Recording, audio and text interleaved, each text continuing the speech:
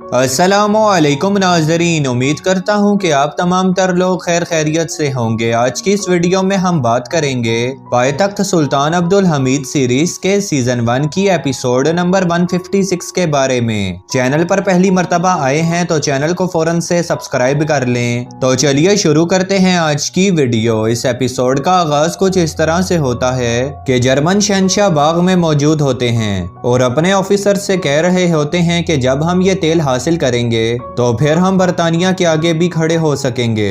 अब्दुल हमीद बहुत ही ज्यादा कोशिशें कर रहा है कि तेल के जराए वो अपनी कौम के हाथों में कर दे, लेकिन ऐसा बिल्कुल भी मुमकिन नहीं हो सकेगा क्योंकि उसके इर्द गिर्द बहुत ही ज्यादा गद्दार हैं। इधर दूसरी तरफ हुसैन पाशा एक सिपाही को बुलाते हैं और उससे कहते हैं कि महमूद पाशा जैसे ही महल में आए तो उन्हें गिरफ्तार कर लेना, अपने साथ एक और सिपाही भी ले जाओ। सिपाही यह सुनकर कहता है ये हम कैसे कर सकते हैं, हमारे पास उन्हें गिरफ्तार करने का गिरफ्तारी नामा भी नहीं है। तो हुसैन पाशा कहते हैं मैं तुम्हें हुक्म देता हूं कि तुम बस उन्हें गिरफ्तार कर लेना। इधर दूसरी तरफ फहीमा और खतीजा सुल्तान जा रही होती हैं और फिर वो नईमा के कमरे के सामने आकर रुक जाती हैं। नईमा के कमरे का थोड़ा सा दरवाजा भी खुला हुआ होता है और सामने टेबल पर पड़ा गया वो तोहफा नजर आ रहा होता है जो कि कमालुद्दीन पाशा ने उन्हें तोहफे में दिया था। खतीजा सुल्तान उस कमरे में दाखिल होती हैं और उसे उठाकर तोड़ देती हैं। इसी दौरान फहीमा भी उसे बाहर बुला रही होती है कि बाजी चलें। तो इसी दौरान वहां पर फिरोजे भी आ जाती है और ये सब देख लेती है। दूसरी तरफ तमाम पाशा सुल्तान का इंतजार कर रहे होते हैं। उस्मान पाशा पूछते हैं तहसीन पाशा अभी तक सुल्तान क्यों नहीं आए। तो तहसीन पाशा जवाबन कहते हैं कि सुल्तान आने के लिए तैयार हैं, लेकिन दरबार अभी तक मुकम्मल नहीं हुआ।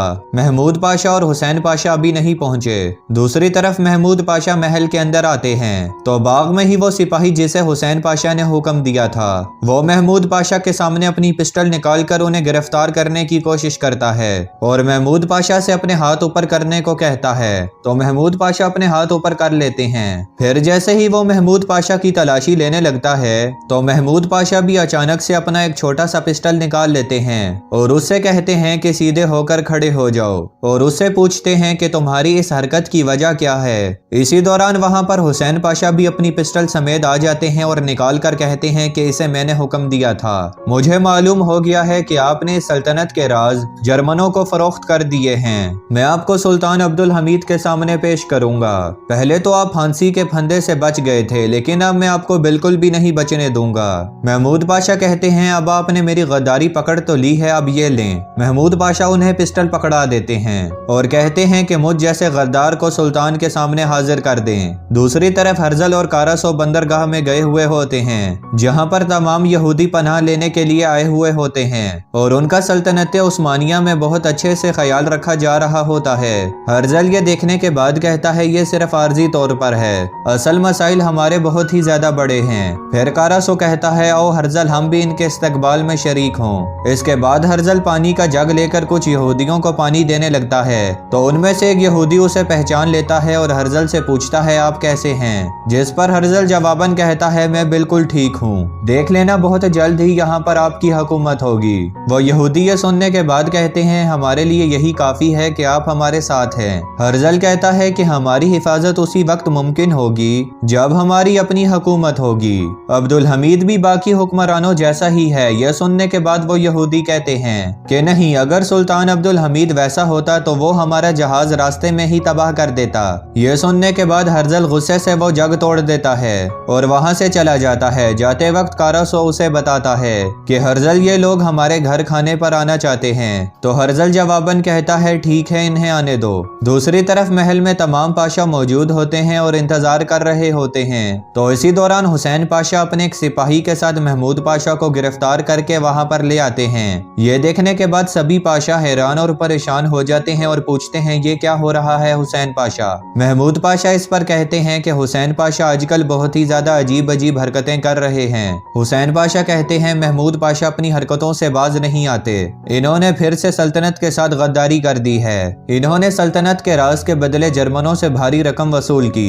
इसी दौरान दरवाजा खुलता है और सुल्तान आते हैं और ऊंची आवाज से बोलते हैं कि किसने हमारे दरबार में अपनी आवाज बुलंद करने की हिम्मत की। हुसैन पाशा इस पर खामोश हो जाते हैं और कहते हैं माफी चाहता हूँ सुल्तान, लेकिन जर्मनों ने महमूद पाशा की वजह से हमारे तेल पर इख्तियार हासिल कर लिया है और انہوں نے ہمارے راز جرمنوں کو فروخت کر دیے ہیں۔ سلطان یہ سن کر کہتے ہیں کہ آپ نے ہمارے نام سے حکم جاری کر انہیں غدار قرار کر دیا ہے۔ تو حسین پاشا کہتے ہیں غداری کا ثبوت بھی ہے سلطان، اگر ان کے گھر کی تلاشی لی جائے تو رقم بھی برآمد ہو جائے گی۔ سلطان یہ سن کر کہتے ہیں کہ آپ کو کسی بھی بات کا علم نہیں، آپ خامخواہ اپنی بے عزتی کروا رہے ہیں۔ تو محمود پاشا کہتے ہیں کہ میں نے سمجھایا بھی تھا انہیں۔ سلطان یہ سن کر کہتے ہیں جو کچھ بھی ہوا وہ ہمارے علم میں ہے، محمود پاشا نے کوئی بھی غداری نہیں کی، یہ سب جو بھی کام ہوئے وہ سبھی ہمارے منصوبے کے تحت ہوئے۔ جرمن شہنشاہ کو شک ہو گیا تھا، وہ معاہدے سے پیچھے ہٹنے والا تھا۔ پھر محمود پاشا نے انہیں وہ معلومات دی جو کہ ان کے کسی بھی کام کی نہیں تھیں، لیکن شہنشاہ کو لگا کہ اب اسے بہت ہی زیادہ فائدہ ہوگا،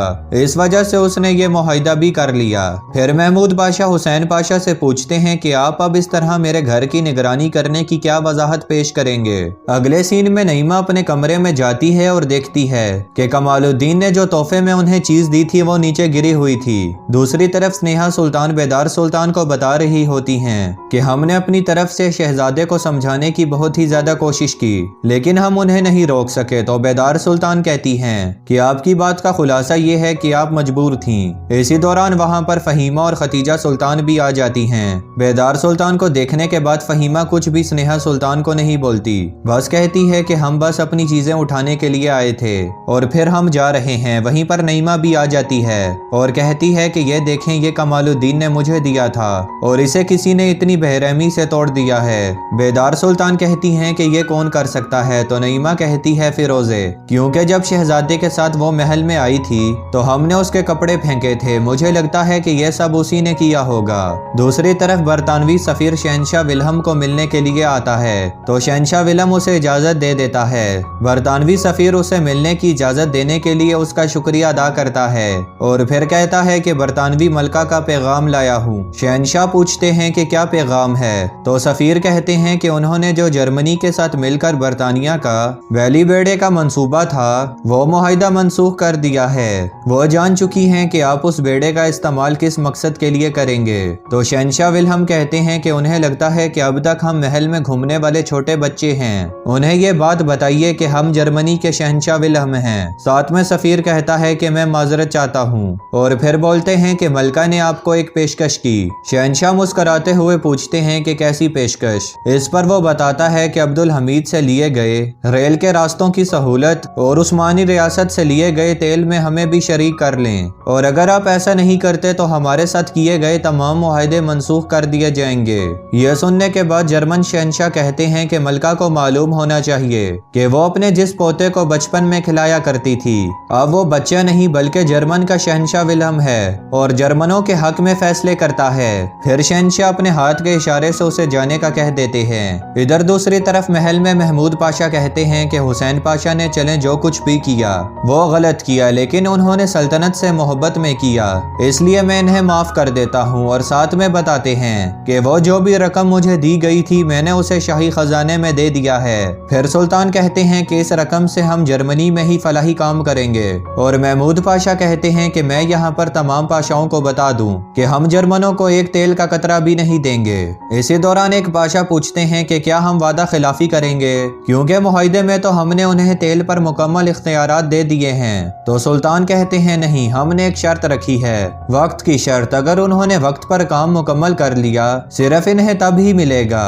پھر محمود پاشا کہتے ہیں لیکن جرمنی کبھی بھی وقت پر کام مکمل نہیں کر سکے گا، جس کا مطلب یہ ہے کہ ہم ریلوے کا کام بھی مکمل کر لیں گے اور ساتھ میں ہمیں تیل بھی نہیں دینا پڑے گا، اور یہ ہمارے لیے ایک بہت بڑی کامیابی ثابت ہوگی۔ پھر سلطان ایک نقشہ سامنے رکھتے ہیں اور کہتے ہیں یورپ کے ایک بہت بڑے حصے میں حکومت کرنے کے لیے یہ لازم ہے کہ ہم جدید اسلحہ اور ترقی کریں، جدید ہتھیاروں کے ساتھ ایک زبردست قسم کی فوج کھڑی کریں، ایسی فوج جو کہ ہمیشہ لڑنے کے لیے اور امن قائم کرنے کے لیے تیار رہے اور ان کے دلوں میں اللہ کا ڈر ہو، صرف تب ہی ہم کامیاب ہو سکتے ہیں۔ پھر سلطان کہتے ہیں کہ ہم اپنے کام کی ابتدا پہلے لشکر سے کریں گے، پائے تخت کا لشکر، اور پھر ترتیب کے ساتھ دوسرا لشکر ادرنا سے آئے گا، تیسرا لشکر سیلانوی سے آئے گا۔ تو ناظرین یہیں پر اس ایپیسوڈ کا اختتام ہوتا ہے۔ اگر چینل پر پہلی مرتبہ آئے ہیں تو چینل کو فوراً سے سبسکرائب کر لیں۔ میں ملتا ہوں آپ سے اگلی ویڈیو میں، تب تک کے لیے اپنا خیال رکھیے گا۔ اللہ نگہبان۔